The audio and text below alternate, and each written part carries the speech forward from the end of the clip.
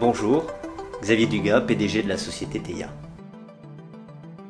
Teia est depuis 10 ans un acteur incontournable de la formation e-learning et depuis 6 ans, Teia est le leader de l'évaluation numérique. Nous avons 10 à 15 000 épreuves, contrôle continu, devoirs surveillés, locaux ou nationaux qui sont réalisés quotidiennement par plus de 200 000 élèves connectés sur notre plateforme. Alors le plus évident est l'avantage logistique et budgétaire. L'examen numérique permet une simplification de l'organisation, une réduction des coûts, une sécurisation des épreuves. Ceci étant, ces trois arguments ne sont pas les plus importants pour nous. C'est l'intérêt pédagogique qui va être le plus important pour nous. Le même examen peut être réalisé de 1 à plusieurs élèves en même temps et de façon sur plusieurs sites. Nous obtenons aussi une correction automatique ou semi-automatique qui induit davantage d'équité et qui permet l'intervention humaine avec des professeurs ou un jury par exemple. La forme numérique permet aussi de retraiter les épreuves, pour par exemple les barèmes, ce peut être le cas en cas d'erreur dénoncée. La forme numérique permet aussi de modifier les modes de correction en fonction des intentions pédagogiques de départ. Il est possible de rendre un examen plus ou moins sélectif.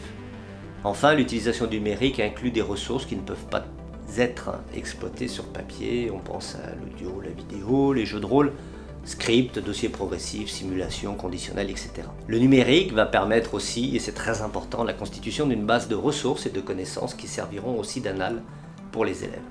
Tous les enseignants et intervenants peuvent ainsi s'inspirer des bonnes pratiques de leurs pairs sans réinventer à chaque fois une épreuve.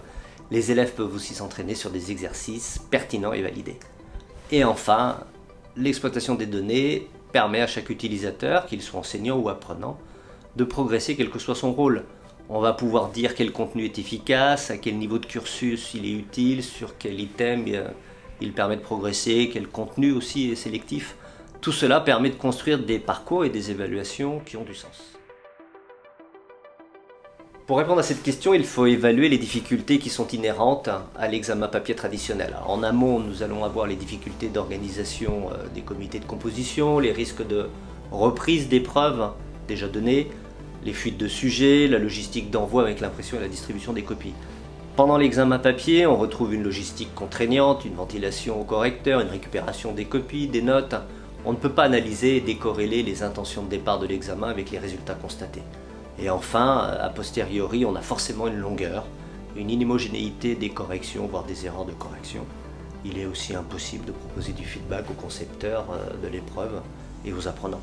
Dans le cadre d'examens numériques, par contre, tous ces écueils sont évités.